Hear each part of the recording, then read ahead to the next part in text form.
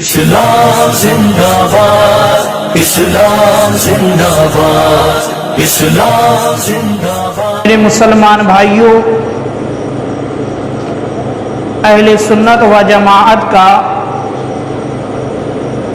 اتفاق ہے کہ حضرت شیخ عبدالقادر جیلانی رضی اللہ تعالی عنہ اللہ تعالیٰ کے محبوب بندے اور ولی کامل ہیں۔ اولیاء اکرام کی جماعت میں آپ کا مقام و مرتبہ بہت ہی بلند، بہت ہی اعلیٰ ہے۔ اولیاء اکرام کی جماعت میں آپ کا مقام، آپ کا مرتبہ بہت ہی بلند، بہت ہی اعلیٰ ہے، یہاں تک کہ آپ مقام غوثیت پر فائز ہیں۔ جو اولیاء اکرام کے اندر درجات ہیں، سب سے بلند جو درجہ ہے وہ مقام غوثیت ہے، اور مقام غوثیت پر جو ہے حضرت شیخ عبدالقادر جیلانی رضی اللہ تعالی عنہ فائز ہیں۔ اور آپ کب تک اس مقام پر فائز رہیں گے؟ آپ اس مقام پر کب تک فائز رہیں گے؟ تو میرے مسلمان بھائیوں، آپ جو ہے مقام غوثیت پر اس وقت تک فائز رہیں گے جب تک جو ہے حضرت امام مہدی کا ظہور نہیں ہو جاتا۔ جب تک حضرت امام مہدی کا ظہور نہیں ہوگا، مقام غوثیت پر حضرت عبدالقادر جیلانی رضی اللہ تعالی عنہ فائز رہیں گے۔ اور آپ کی شان و عظمت دیکھیں کہ امام کبیر علامہ جلیل شیخ الحرمین حضرت عبداللہ بن اسعد یافعی یمنی شافعی رحمۃ اللہ علیہ فرماتے ہیں، حضور سیدنا شیخ عبدالقادر جیلانی رضی اللہ تعالی عنہ کے اوصاف و کمالات اتنے روشن اور درخشاں ہیں کہ اگر پھولوں کی پتیاں دفتر بن جائیں، اگر پھولوں کی پتیاں دفتر بن جائیں اور باغوں کی ٹہنیاں قلم بنا لی جائیں، اور کوئی ان کے اوصاف و کمالات کو لکھنا چاہے، اوصاف و کمالات کو لکھنا چاہے، تو وہ ان کے اوصاف و کمالات کو کما حقہ کیا لکھ سکے گا؟ یعنی اگر پھولوں کو کاغذ بنا دیا جائے اور جتنے درخت ہیں سب کو جو ہے قلم بنا دی جائے، اور بنانے کے بعد جو ہے میرے آقا غوث کے اوصاف و کمالات کو لکھنا شروع کیا جائے، یہ پتیاں تو ختم ہو جائیں گی، یہ درخت کی جو ہم نے قلم بنائی، قلم تو ختم ہو جائے گی، مگر میرے آقا غوث کے اوصاف و کمالات جو ہے ختم نہیں ہوں گے۔ اور آگے آپ فرماتے ہیں کہ سیرت غوث الورا کا ایک باب، سیرت غوث الورا کا ایک باب بھی مکمل نہیں ہوگا۔ یعنی میرے آقا غوث کی سیرت مبارکہ جو ہے اس کے اندر بہت سارے باب ہیں۔ جیسے آپ میرے آقا غوث کی عبادتوں کو دیکھیں تو یہ بھی ایک باب ہے۔ اگر آپ میرے آقا غوث کی غوثیت کے مقام کو دیکھیں، یہ بھی ایک باب ہے۔ اس طریقے سے آپ کی زندگی کے اندر جو ہے بہت سارے باب ہیں۔ اگر کوئی شخص جو ہے یہ چاہے کہ میں سیرت غوث اعظم کو جو ہے مکمل طریقے سے لکھ لے جاؤں، یا آپ کے اوصاف و کمالات کو مکمل طریقے سے جو ہے قلم بند کر دوں، تو کاغذ تو ختم ہو جائیں گے، قلم تو ختم ہو جائے گی، سیاہی تو ختم ہو جائے گی، مگر میرے آقا غوث کے اوصاف و کمالات کبھی ختم نہیں ہوں گے۔ یہ میرے آقا غوث کی شان ہے۔ اور دیکھیں میرے مسلمان بھائیوں، دنیائے علم و کمال کا ایک مشہور معتبر نام، یعنی دنیائے علم میں جس کا نام جو ہے چمک رہا ہے سورج کی طرح، حضرت مولا عبد الرحمن بن احمد جامی رحمت اللہ علیہ فرماتے ہیں، اے غوث الثقلین شیخ عبد القادر، آپ کے اوصاف و کمالات کو میں کیسے بیان کروں، میں کیسے بیان کروں؟ آپ کی عظمت شان کا حال یہ ہے کہ آپ محبوب رب العالمین کے محبوب ہیں، آپ محبوب رب العالمین کے محبوب ہیں، یعنی میرے آقا سرکار دو عالم صلی اللہ تعالی علیہ وآلہ وسلم کے آپ محبوب ہیں۔ اور آگے آپ فرماتے ہیں حضرت امام حسن کے بیٹے اور حضرت امام حسین کی مقدس آل سے ہے۔ میرے آقا غوث نجیب الطرفین سید ہیں، میرے آقا غوث جو ہے نجیب الطرفین سید ہے، یعنی آپ کا جو سلسلہ نسب ہے وہ حضرت امام حسن تک بھی جاتا ہے اور حضرت امام حسین تک بھی جاتا ہے۔ تو اس طریقے سے جو ہے آپ نجیب الطرفین سید ہیں۔ اسی بات کو جو ہے حضرت عبد الرحمن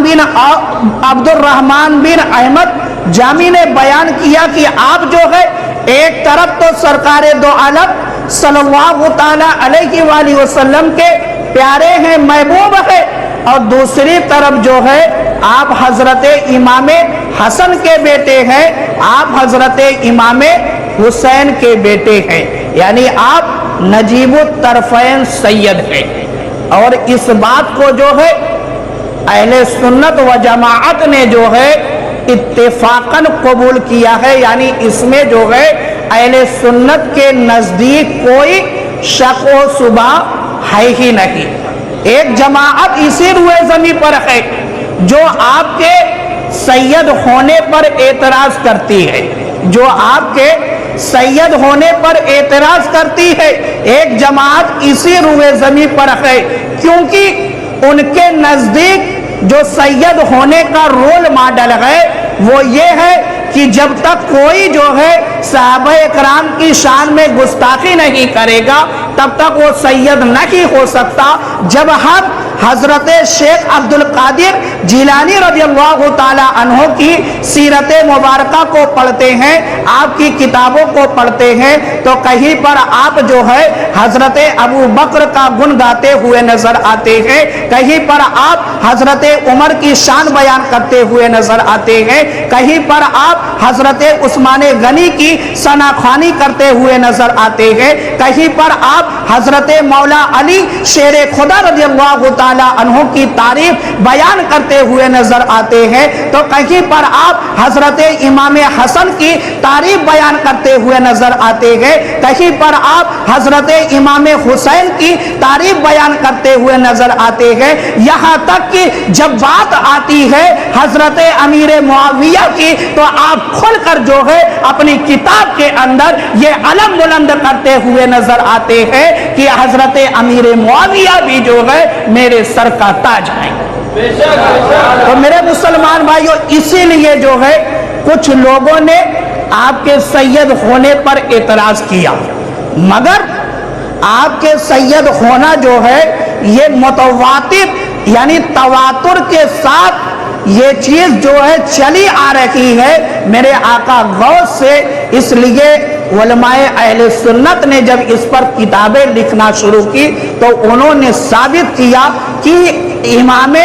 غوث اعظم جو ہے یعنی میرے آقا غوث جو ہے وہ تواتر کے ساتھ یہ چیز جو ہے ثابت ہے کہ آپ نجیب الطرفین سید ہیں، اس میں جو ہے شک کی کوئی گنجائش ہی نہیں ہے۔ اس لیے ہم بھی اس بات کو قبول کرتے ہیں کہ آپ نجیب الطرفین سید ہیں، یعنی امام حسن اور امام حسین کی اولاد سے آپ ہیں۔ اور دیکھیں میرے مسلمان بھائیوں، عبد الرحمن جامی علیہ الرحمہ فرماتے ہیں کہ زمانے کے سارے ولیوں نے جو ہے اپنے سر آپ کے قدموں میں رکھ دیے. سارے ولی نے جو ہے جب میرے آقا غوث نے بغداد کے منبر سے یہ اعلان کیا تھا کہ میرا یہ قدم جو ہے ہر ولی کی گردن پر ہے، تو تمام ولیوں نے جو ہے اس بات کو قبول کیا تھا کہ اے غوث اعظم، اے شیخ عبد القادر جیلانی رضی اللہ تعالی عنہ، آپ کا قدم جو ہے ہمارے سر پر ہے، ہماری آنکھوں پر ہے، ہمارے کندھوں پر ہے. سارے اولیاء کرام نے جو ہے اس بات کو قبول کیا تھا اور زبان سے یہی نعرہ لگایا تھا کہ اللہ کی قسم یہ مرتبہ اور یہ فضیلت ہمارے اوپر آپ کو کسی اور نے نہیں، اللہ رب العزت نے عطا فرمائی ہے. یعنی میرے آقا کو جو بھی شان ملی، جو بھی عظمت ملی ہے، یہ اللہ تعالیٰ نے آپ کو عطا فرمائی ہے کہ آپ کا مقام جو ہے اولیاء کرام کے اندر اتنا بلند ہے کہ سارے ولی جو ہے آپ کے قدم کو اپنے سر پر لیتے ہیں. اور دیکھیں میرے مسلمان بھائیوں، حضور سیدنا شیخ عبد القادر جیلانی رضی اللہ تعالی عنہ اپنی شان، اپنا مقام جو ہے آپ ایک مرتبہ خود بیان کرتے ہیں. آپ ارشاد فرماتے ہیں کہ انسانوں کے بھی پیر ہوتے ہیں، انسانوں کے بھی پیر ہوتے ہیں، جنوں کے بھی پیر ہوتے ہیں، فرشتوں کے بھی پیر ہوتے ہیں، اور مجھ پر اللہ تعالیٰ کے فضل و کرم کا یہ حال ہے کہ میں بیک وقت یعنی ایک ساتھ جو ہے انسانوں کا بھی پیر ہوں، جنوں کا بھی پیر ہوں اور فرشتوں کا بھی پیر ہوں. یعنی میں سارے پیروں کا پیر، پیرانے پیر ہوں. میرے آقا غوث نے اپنی شان بتائی، اپنی عظمت کو بیان کیا کہ میں جناتوں کا بھی پیر ہوں، انسانوں کا بھی پیر ہوں، میں فرشتوں کا بھی پیر ہوں. یعنی آپ پیرانے پیر ہیں. یہ آپ کا مقام ہے، یہ آپ کا مرتبہ ہے، یہ آپ کا مقام ہے، یہ آپ کا مرتبہ ہے کہ آپ جو ہے پیرانے پیر ہیں، سب کے آپ پیر ہیں. تو میرے مسلمان بھائیوں،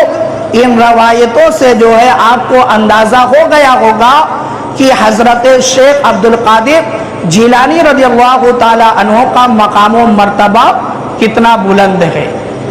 یہ روایتیں چیخ چیخ کر ہم کو بتاتی ہے، صاف واضح الفاظ میں یہ ہم کو بتاتی ہے کہ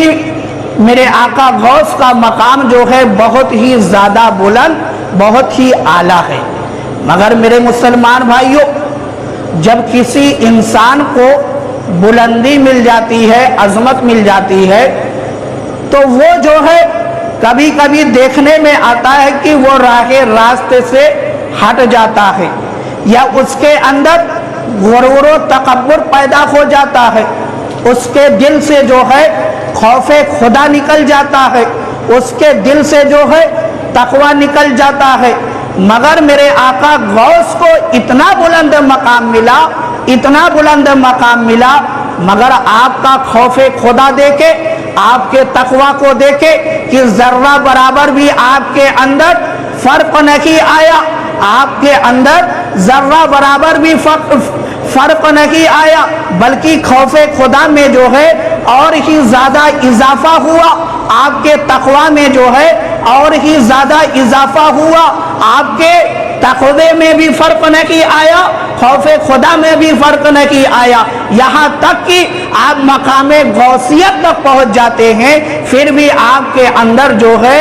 ذرہ برابر بھی فرق نہیں آتا. آؤ دیکھو میرے مسلمان بھائیوں، میرے آقا غوث کے دل میں خوف خدا کس طریقے سے رچا اور بسا تھا، آپ کا تقوی کیسا تھا. تو میرے مسلمان بھائیوں،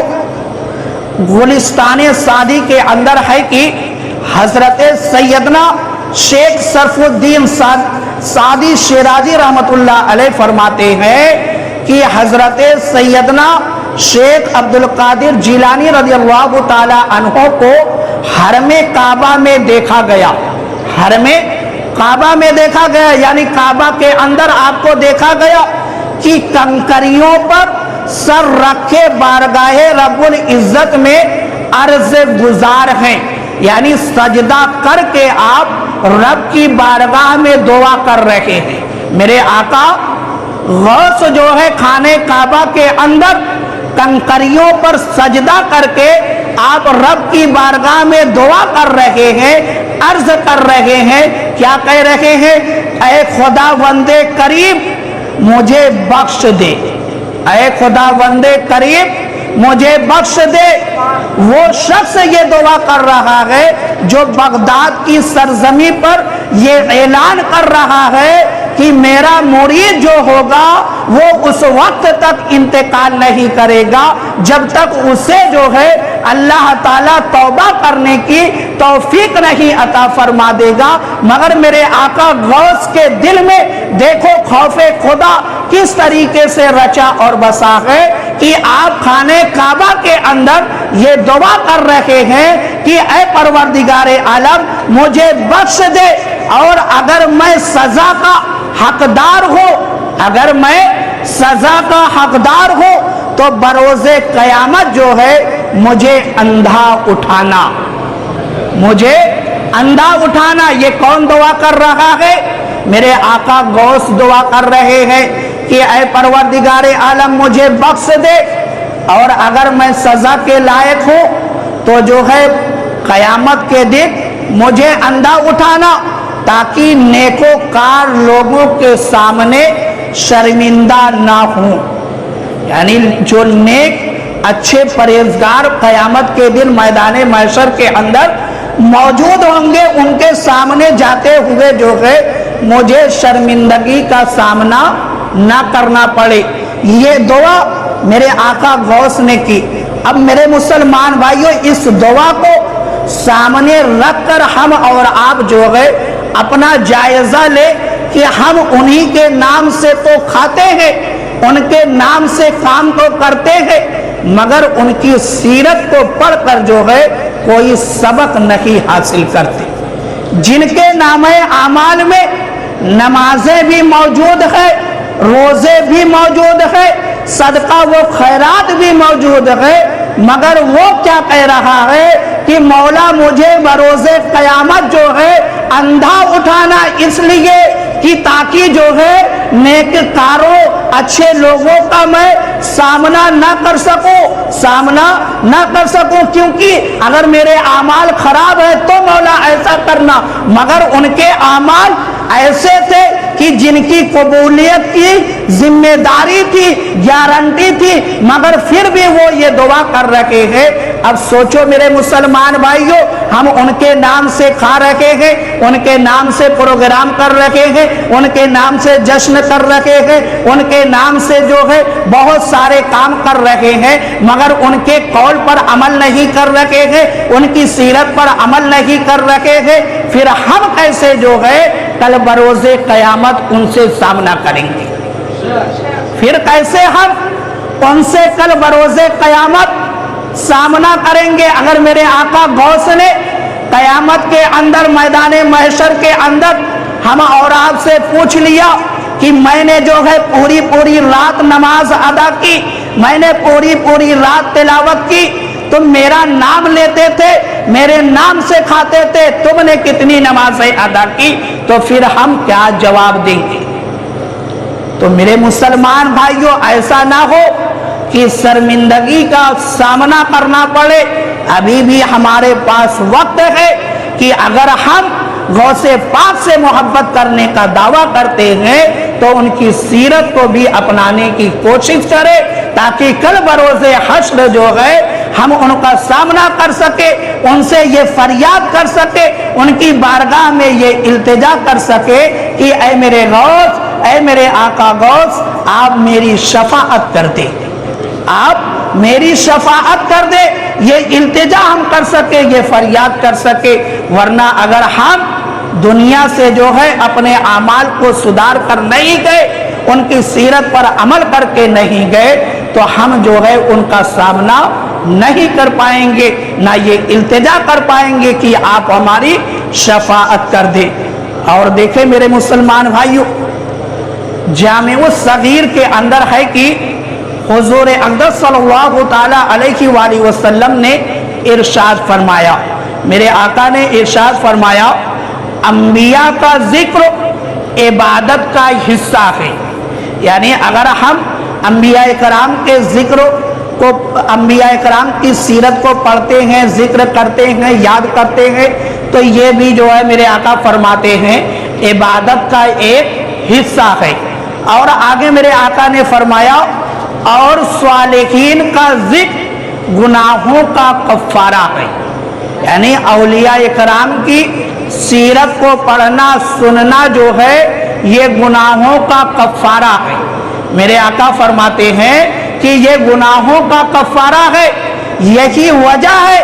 کہ میرے مسلمان بھائیوں، ہم جب اپنے اسلاف کی سیرت کو پڑھتے ہیں، اپنے بزرگوں کی سیرت کو پڑھتے ہیں، تو ہمارے بزرگوں کی سیرت کے اندر یہ ملتا ہے کہ جب دو چار بزرگ جو ہے ایک جگہ پر جمع ہوتے تھے، یا دو چار نوجوان جو ہے جب ایک جگہ پر جمع ہوتے تھے، یا جب ہماری مائیں اپنی اولاد کو جو ہے سلایا کرتی تھی، کھلایا کرتی تھی، تو وہ جو ہے صالحین کا ذکر کیا کرتی تھی، صالحین کا ذکر کیا کرتی تھی۔ کیوں؟ کیونکہ صالحین کا ذکر جو ہے گناہوں کا کفارہ ہے، اور ان کی سیرت کے اندر جو ہے، ان کی سیرت کو سن کر اس پر عمل کرنے میں جو ہے کامیابی کی ضمانت ہے، کامیابی کی ضمانت ہے۔ تو میرے آقا نے فرمایا، اور صالحین کا ذکر جو ہے گناہوں کا کفارہ ہے، اور موت کا ذکر صدقہ ہے، موت کا ذکر صدقہ ہے۔ آج لوگ موت کو یاد ہی نہیں کرتے، کیوں؟ کہ کہیں ایسا نہ ہو مرنا پڑ جائے، کہیں ایسا نہ ہو مرنا پڑ جائے۔ ہمارے خیالات سے جو ہے موت بہت دور جا چکی ہے، جو کہ دن بھر میں کم سے کم 20 مرتبہ ضرور موت کو یاد کرنا چاہیے۔ موت کو دن بھر میں کم سے کم 20 مرتبہ جو ہے موت کو یاد کرنا چاہیے، مگر ہمارے خیالات سے جو ہے موت بہت دور جا چکی ہے۔ تو میرے آقا نے فرمایا کہ موت کا ذکر جو ہے صدقہ ہے، اور قبر کو یاد رکھنا تمہیں جنت کے قریب کر دے گا، تمہیں جنت کے قریب کر دے گا۔ جب کوئی شخص جو ہے قبر کو یاد کرے گا تو گناہوں سے بچنے کی کوشش کرے گا، اور یہی گناہوں سے بچنا، جب ہم گناہوں سے بچیں گے تو اچھا کام کریں گے، اور اچھا کام کرنے والا شخص جو ہے جنت کا حقدار بنتا ہے۔ تو میرے آقا نے فرمایا کہ قبر کو یاد رکھنا تمہیں جنت کے قریب کر دے گا۔ اور تذکرۃ الاولیاء کے اندر حضرت فرید الدین عطار علیہ الرحمہ فرماتے ہیں، قرآن و حدیث کے بعد، قرآن و حدیث کے بعد اولیاء اکرام کا کلام ہی افضل ترین ہے۔ یعنی قرآن اور حدیث کے بعد اگر کوئی کتاب پڑھی جائے یا کسی کا کلام سنا جائے تو اولیاء کرام کا جو ہے کلام سنا جائے۔ کیوں؟ کیونکہ یہ افضل ترین چیز ہے، اس کے اندر نصیحت ہی نصیحت ہے۔ یہی وجہ ہے کہ جب کسی بزرگ کا عرس آتا ہے تو ہم اور آپ محفل جمع کر کے اس بزرگ کا ذکر کر لیتے ہیں۔ ایک تو میرے آقا نے فرمایا کہ صالحین کا ذکر جو ہے گناہوں کا کفارہ ہے، اور ایک طرف جو ہے قرآن و حدیث کے بعد جو ہے اگر کوئی افضل ترین کلام ہے تو اولیاء کرام کا ہے۔ تو ہم ان چیزوں کو مد نظر رکھتے ہوئے یہی وجہ ہے کہ جب بھی کوئی بزرگ کا عرس آتا ہے تو اس کے نام سے ہم محفل سجا کے اس کا ذکر سن لیا کرتے ہیں، کیونکہ اولیاء کرام کے کلام کے اندر جو ہے حکمت ہی حکمت ہے۔ اب چند باتیں میں ایسی آپ کو بتاتا ہوں کہ جو میرے آقا غوث کے ملفوظات وہ ارشادات ہیں، چند باتیں میں صرف آپ کو بتاتا ہوں۔ عمل کرنے کی نیت سے سنیں، انشاءاللہ جو ہے آپ کی زندگی کے اندر جو ہے انقلاب ضرور آئے گا۔ پہلی بات، میرے آقا غوث نے فرمایا حرام کا کھانا تیرے قلب کو مردہ کر دے گا۔ یعنی اگر کوئی شخص جو ہے حرام کھاتا ہے تو میرے آقا غوث فرماتے ہیں اس کا قلب، اس کا دل جو ہے مردہ ہو جائے گا، اور حلال کا کھانا اس کو زندہ بنا دے گا۔ اگر ہم زندہ حرام چیز کھائیں گے تو دل مردہ ہو جائے گا، اور حلال چیز کھائیں گے تو دل جو ہے زندہ رہے گا، اور دل اگر زندہ رہتا ہے تو اس کے اندر خوف خدا بھی ہوتا ہے اور ذکر الہی بھی ہوتا ہے۔ تو حرام و حلال کی ہم تمیز کریں تاکہ ہمارا دل جو ہے مردہ نہ ہو بلکہ زندہ رکھے، اور ہم کو جو ہے ذکر الہی میں لذت بھی ملے اور لطف بھی آئے، سرور بھی آئے، اور ہم زیادہ سے زیادہ ذکر الہی کرنے والے بن جائے۔ اور دوسری بات دیکھیں، میرے آقا غوث نے فرمایا اپنے بچوں کو اور اپنے گھر والوں کو اللہ کی عبادت اور اس کے ساتھ حسن ادب اور اس سے جو ہے راضی رہنا سکھاؤ۔ میرے آقا غوث نے گھر کے جو ذمہ دار ہیں ان کو مخاطب کر کے یہ فرمایا کہ تم جو ہے اپنے گھر والوں کو بھی اور اپنے بچوں کو بھی جو ہے اللہ کی عبادت سکھاؤ، اللہ کا ادب سکھاؤ، اور اللہ کی رضا میں جو ہے راضی رہنا سکھاؤ، اللہ کی رضا میں راضی رہنا سکھاؤ۔ یہ میرے آقا غوث نے جو ہے گھر کے گارجین کو مخاطب کر کے یہ میرے آقا غوث نے فرمایا کہ تم یہ کام کرو، تب تو جو ہے تمہارا گھر جو ہے اچھا گھر رہے گا، تمہارے گھر کے اندر جو ماحول ہوگا وہ اسلامی ماحول ہوگا۔ اور تیسری بات، میرے آقا غوث نے فرمایا کہ مومن کے لیے ضروری ہے کہ پہلے فرائض میں مشغول ہو۔ یہ بات بہت غور سے سننا، میرے آقا غوث نے فرمایا کہ مومن کے لیے ضروری ہے کہ پہلے فرائض میں مشغول ہو، جب اس سے فارغ ہو جائے تو سنتوں میں مشغول ہو، اس کے بعد جو ہے نوافل وہ فضائل میں مشغول ہو۔ یعنی میرے آقا غوث نے فرمایا کہ سب سے پہلے جو ہے فرائض کو ادا کیا جائے، سب سے پہلے فرائض کو ادا کیا جائے، فرائض ادا کرنے کے بعد سنت کو ادا کیا جائے، سنت کو ادا کرنے کے بعد نوافل و فضائل کو ادا کیا جائے۔ مگر اب ہم اور آپ کرتے کیا ہے؟ ہم اور آپ نے الٹا کر دیا،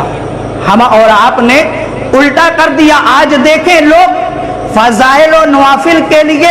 جتنی جد و جہد کرتے ہیں، جتنا جو ہے ماحول کو بنانے کی کوشش کرتے ہیں، یا جتنی پریشانیوں کا سامنا نوافل اور فضائل کے لیے کرتے ہیں، فرائض کے لیے اتنی محنت نہیں کرتے۔ جیسے مثال کے طور پر 11ویں شریف کا موقع ہے، اب جتنی لگن سے، جتنی محبت سے لوگوں نے اپنے گھروں کے اندر فاتحہ کا اہتمام کیا ہے، اتنی محبت سے، اتنی لگن کے ساتھ جو ہے نماز کا اہتمام نہیں کرتے۔ نماز فرض ہے، فاتحہ جو ہے نوافل مستحب میں آتا ہے، تو ہم نے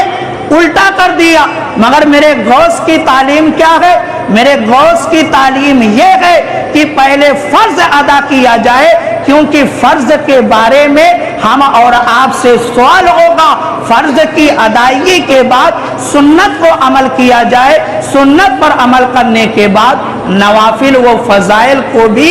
ادا کیا جائے۔ تو میرے مسلمان بھائیوں، پہلے فرض کے دامن کو پکڑے، پھر اس کے بعد سنت کی بھی ادائیگی کرے، اس کے بعد جو ہے نفل اور فضائل کی بھی جو ہے پابندی کرے۔ اور میرے آقا غوث نے فرمایا، اے غافل، اے نادان، ہوشیار ہو جا، تو دنیا کے واسطے پیدا نہیں کیا گیا۔ یعنی میرے آقا غوث نے جو ہے ہم اور آپ کو مخاطب کر کے یہ فرمایا کہ ہم اور آپ جو ہے دنیا کے لیے پیدا نہیں کیے گئے، یعنی دنیا کو جمع کیا جائے، دنیا میں جو ہے پوری زندگی کو دنیا کے لیے صرف کر دیا جائے۔ میرے آقا غوث فرماتے ہیں نہیں، تم دنیا کے لیے نہیں پیدا کیے گئے بلکہ تو آخرت کے واسطے پیدا کیا گیا ہے، یعنی مومن کے لیے جو ہے آخرت ہے، وہ آخرت کی تیاری میں جو ہے ہمیشہ لگا رہے، ایسا نہیں کہ سارا وقت جو ہے وہ دنیا میں ہی صرف کر دے۔ اور ایک آخری بات، میرے آقا غوث نے فرمایا ایک سنی ہی اہل حق ہیں۔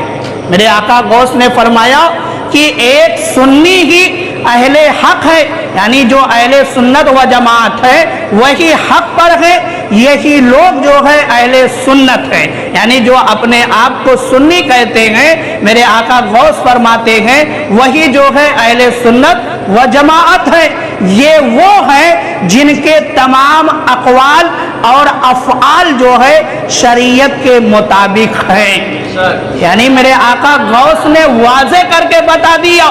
کہ اگر کوئی حق پر ہے تو اہل سنت و جماعت ہے۔ کیوں ہے؟ کیونکہ اہل سنت و جماعت کا ہر کام جو ہے شریعت کے مطابق ہے، ہر فعل ہر قول جو ہے شریعت کے مطابق ہے، یعنی قرآن و حدیث کی روشنی کے مطابق ہے، تعلیمات کے مطابق ہے، اس لیے جو ہے اہل سنت و جماعت حق پر ہے۔ اور سب سے بڑی اہل سنت کی حقانیت کی دلیل یہ ہے کہ اہل سنت کے اندر جو ہے میرے آقا غوث موجود ہے، اور کسی کے اندر جو ہے آپ کو غوثیت کے مقام پر کوئی بھی فائز نہیں ملے گا اگر آپ جو ہے حقانیت کو علم کی دلیل سے نہیں پہچان سکتے۔ تو اس طریقے سے پہچان لے کہ اگر میرے آقا غوث کے مقابلے کا کوئی ولی کسی جماعت میں ہو تو اس کو لایا جائے، آپ پوری دنیا کو چھان ڈالیں گے،